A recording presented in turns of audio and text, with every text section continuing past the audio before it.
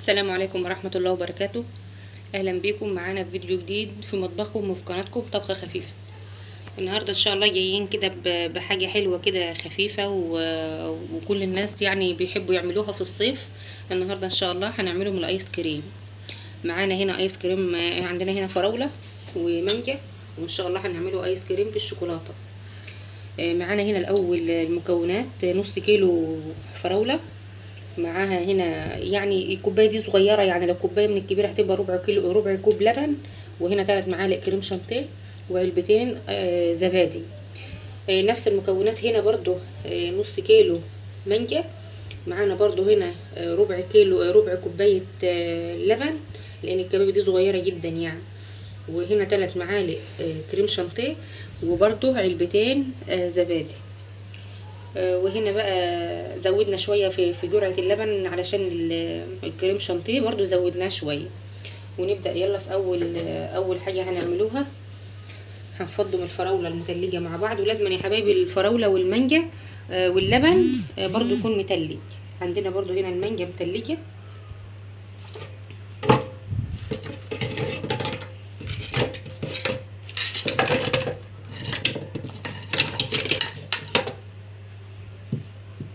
هنحط عليها ربع كوباية اللبن،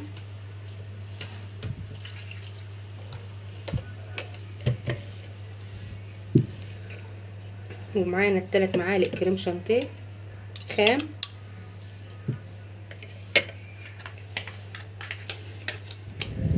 وعلبتين زبادي. الزبادي ده يا حبايبي من اللي هي العبوة الصغيرة.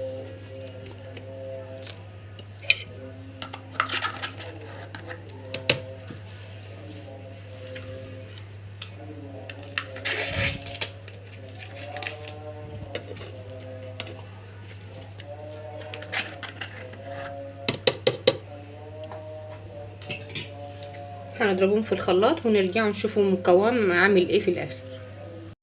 وانا اسفه يا جماعه، نسيت اقول لكم مع المكونات، سواء مع الفراوله او المانجا، معلقتين عسل ابيض.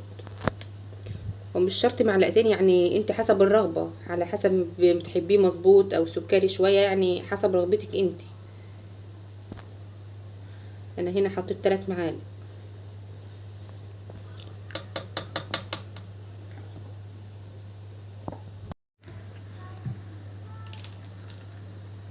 وده شكل الايس كريم بتاعنا بعد ما ضربناه في الخلاط.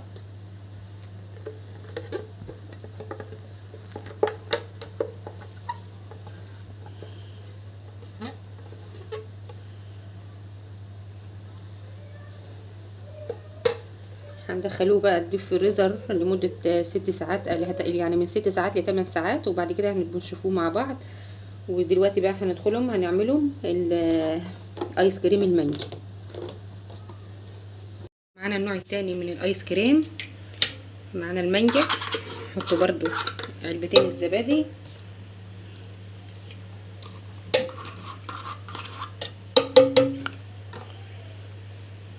مع ربع كوباية لبن، و3 معالق كريم شانتيه،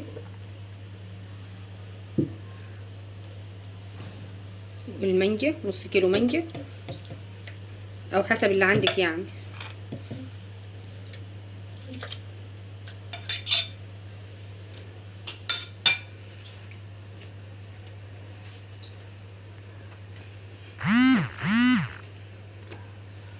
وهنا هنحطه عسل.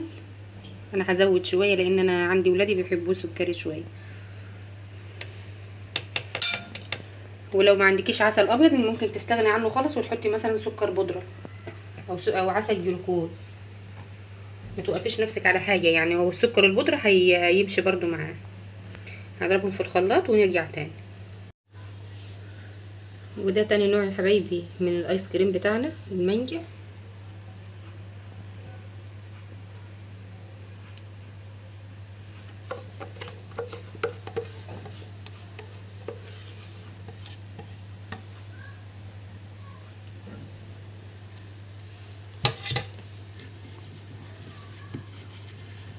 يعني هو بيتكلم عن نفسه كده. النوع التاني بتاعنا خلص.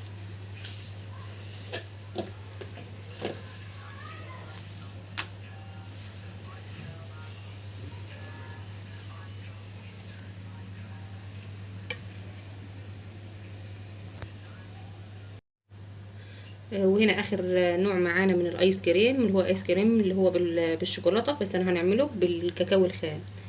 اول حاجه هنا هناخده اللي هو الكريم شانتيه. دول 5 معالق كريم شانتيه، 5 معالق كبيره.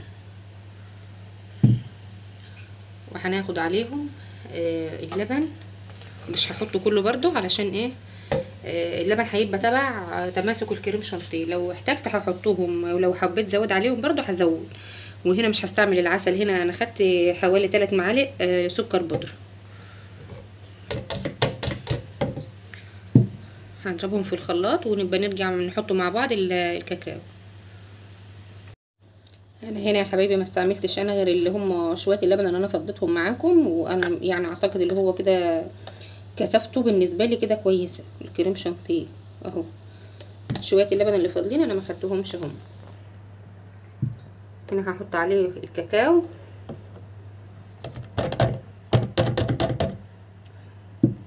واضربه في الخلاط وارجع اشوفه سوا.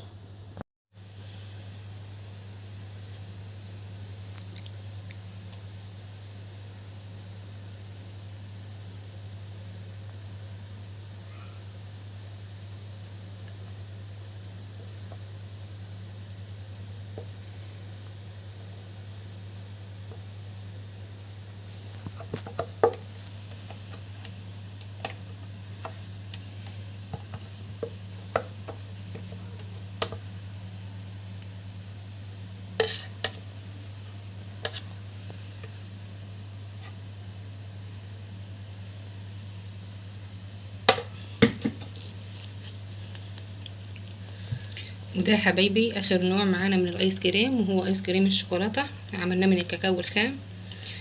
اتمنى النهارده يكون الفيديو عجبكم. دي ابسط طريقه للايس كريم، طريقه اقتصاديه وسهله وسريعه، نعملوها كده ونفرحوا ولادنا في الصيف كده. اتمنى الفيديو يكون عجبكم، ولو بعد عجبكم الفيديو ما تنسوناش في اللايك والشير، وتعملوا اشتراك في القناه وتفعلوا زر الجرس عشان يوصل لكم كل جديد.